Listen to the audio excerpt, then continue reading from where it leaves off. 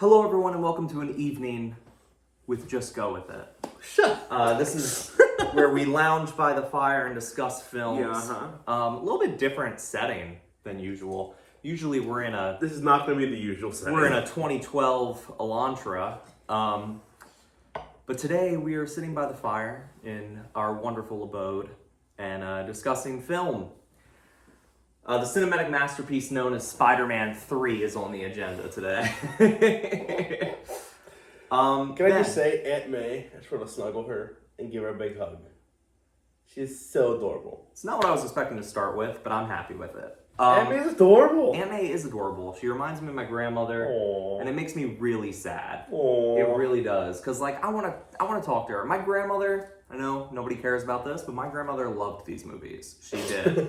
She really did. She was, I want to say like... Because she loves them because you love them. Well, no, she even liked them on her own. Like, I just remember a lot of my family into comic books and stuff, and so she was in like her late 70s when the first one came out, and like she saw it of her own accord. Like, I was only 1 year old when the first one came out, and like she definitely watched it before then. So that, I don't know, she loved these movies, and so I always think about her. She knew. She did. She knew. She knew. She knew.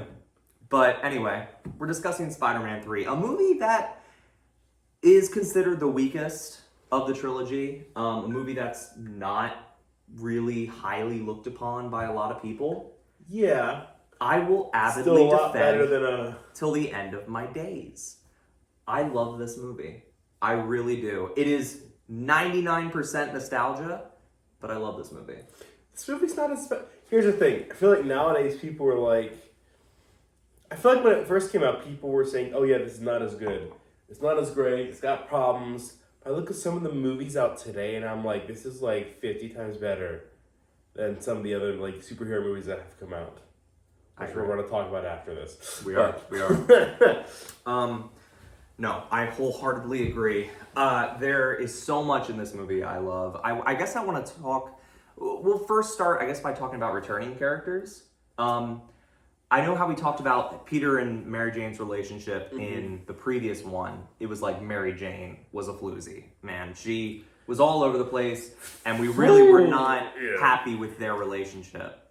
In this one, I feel like Peter's the worst of the two. I really do. Yeah, I do. I like Peter was kissing Gwen Stacy when he's received the key to the city. Here's the thing. At first, MJ was kind of like he's only thinking about himself. Da, da, da, da. Meanwhile, she's told him nothing.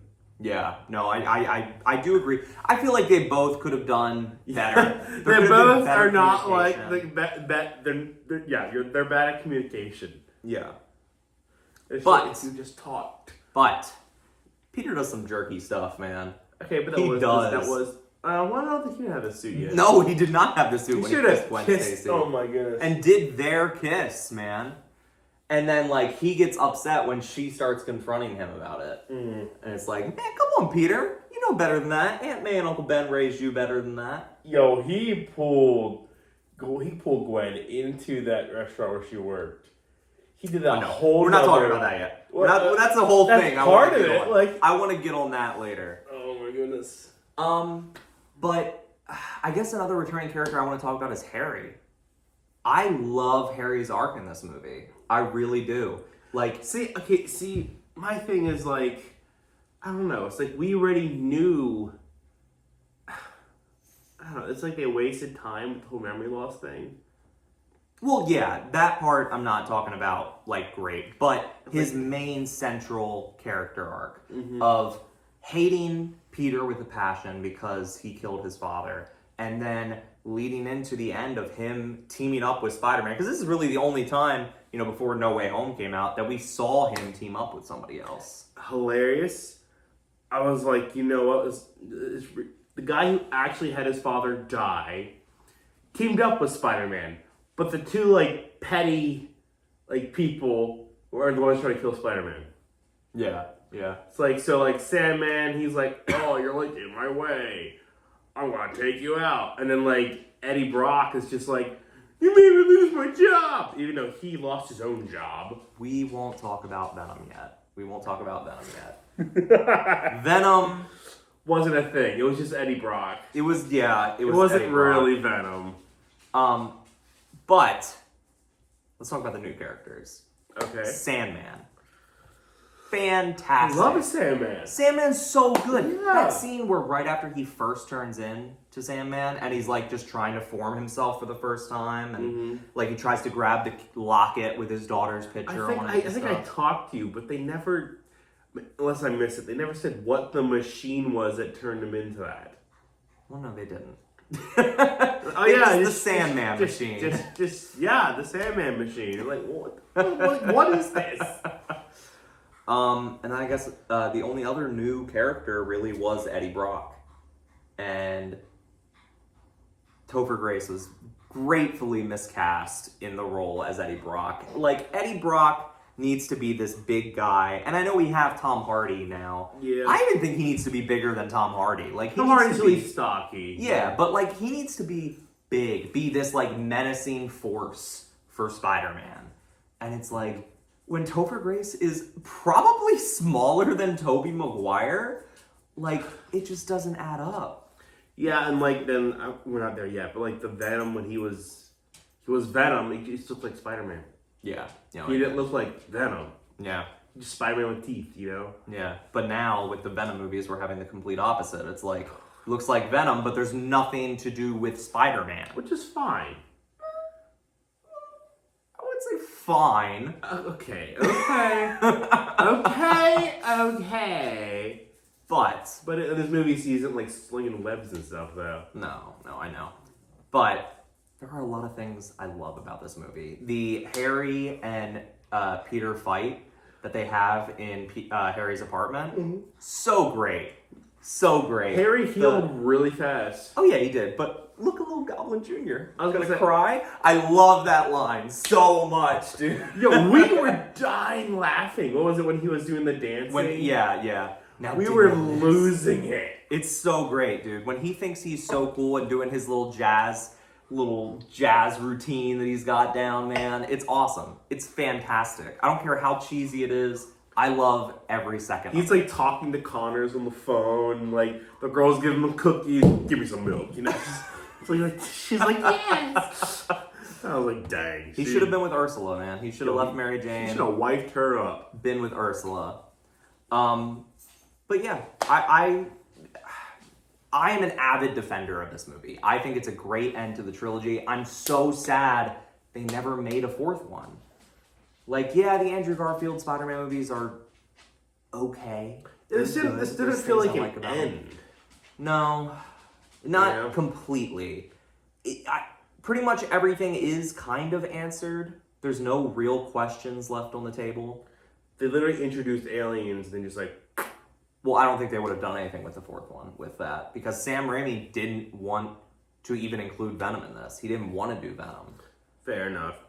I think the next one they were going to do the Lizard and the Vulture. I think that was going to be the two like main ones because I feel like a good wrapping point would have been him like passing the baton, or like maybe I don't know, like he joins the Avengers, just like something that's like, okay, this arc of Spider-Man is concluded. He's moved on to something else. Yeah. But he's just like, oh, I'm still Spider-Man. Yeah. You know. But I don't know. Maybe eventually he did join the Avengers, and no, he joined the other Spider-Man, the Spider-Man Avengers. I think we're gonna see Tobey again after No Way Home. I think we're going to see him again. I think we're going to see Andrew Garfield. I don't know about Tobey. You don't think we're gonna see Tobey? I think we're gonna see Tobey. I think Tobey is going to be in Secret Wars, or they're going to do a fourth Spider-Man with this. It's like they have the rights. They can do it. This would make money. Not doing a Kraven the Hunter movie. That's not going to make money. It's not. We're going to go see it. Yeah. But we're one of the very few who are going to go see it.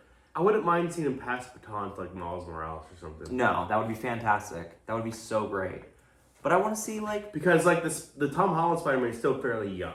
Be waiting for him to start training Miles Morales. No, I think he deserves... Even Andrew Garfield's still a little bit young. somewhat. That Spider-Man is young. Yes, yeah. Tobey Maguire is like, I can see him playing a 40-year-old Spider-Man, you know, like, with his career. Yeah. But anyway, I can't really think of anything else I want to talk about. I love every bit of symbiote Peter Parker. As soon as he gets the symbiote to when he takes it off in the church. I know that like this whole symbiote thing was like an afterthought, kind of. I don't know, I just felt like if you're gonna put it in there, at least like flush it out. And it was not flushed out, wasn't explained, no nothing.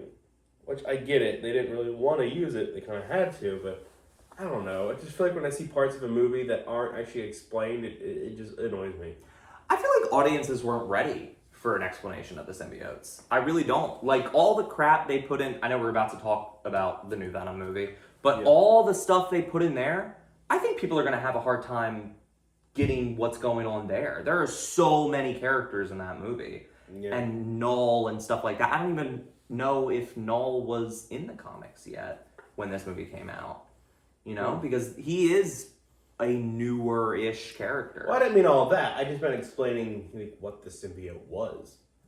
Yeah. I don't know. I guess for the time being a kid and watching this, I didn't care at that point. Fair enough. It was like, I was just like, oh, it's an alien. You know? It's an alien, it's on him, and then he kills it at the end. That's all that matters. Now, yeah, there are things that I would like to be answered, but I don't care. I'm going to let nostalgia take me over for this movie. Well, I enjoyed, like, I thought it was funny the way Peter Parker was acting. Like, it does not make sense. I feel like, sure, he would be a bit more, you know, aggressive or just, you know, a bit more confident as Peter Parker. But I feel like where the difference should have been is when he was fighting villains. Like, violent and, like, non-quippy and that sort of thing. And it was a little bit. I feel like they really lean into the Peter Parker side versus the Spider-Man side of the black suit. I think the Sandman fight, whenever he just straight up kills him, what he thinks he does, you know? He opens that water, he lets him go down the drain, he holds his head on the side of the train and lets, just it grind down. I just feel like I don't know. I always see it as...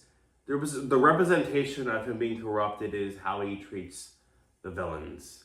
Yet they spent a long time with him as Peter Parker. That's true.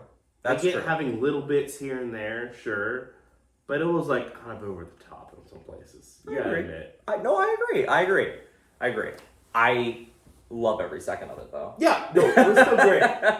Critiques, sure, that's why we're here, but it's still a great movie. Yeah. So I'm ready to rate it, if you are. I don't remember where I rated the other ones. Okay, sure. Go ahead. Go for it. So for this one, I believe if my rating memory is correct, I rated Spider-Man 1 a 9, Spider-Man 2 a 10, Spider-Man 3 I will rate an 8. So you made 7. 7. Okay. We've been about like 1 point different. It's a solid movie. It's a solid movie. Not like top tier, but not like in the trash. I feel like you rated Spider-Man 1 like a 6. I can't remember, but I have a feeling that you did. I didn't like it. You made a whole video about how it was overrated. I did make that. And then number 2 was good. Spider-Man 2 is fantastic. Spider-Man 2 is fan-diddly-tastic. But okay, so 7, 8, I'm fine with that. Let's talk about a movie we hate. But until then, we're just going to have to go with it. Oh my God.